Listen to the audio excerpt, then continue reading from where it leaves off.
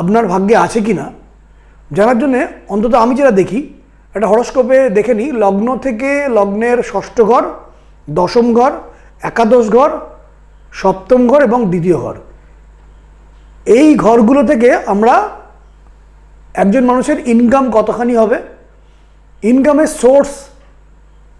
কোন জায়গা থেকে আসবে, মানে চাকরি থেকে আসবে, কোনো জায়গায় সার্ভিস করে আসবে,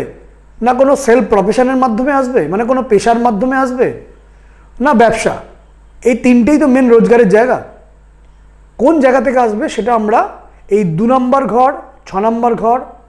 7 নম্বর ঘর, 10 নম্বর ঘর এবং 11 নম্বর ঘর থেকে বুঝতে পারি। এবার যাচ করব কিভাবে যে একজন মানুষের ব্যবসা করা দরকার না চাকরি করা দরকার।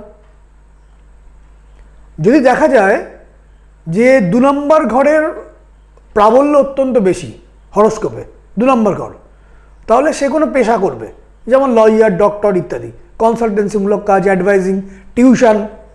যারা করেন। সেকেন্ড ঘরের প্রাবল্য অত্যন্ত বেশি, মানে হরস্কোপে 2 নম্বর ঘর, 6 নম্বর ঘর, 7 নম্বর ঘর, 10 নম্বর ঘর, 11 নম্বর ঘর, এর মধ্যে 2 নম্বর ঘরটি অত্যন্ত পাওয়ারফুল।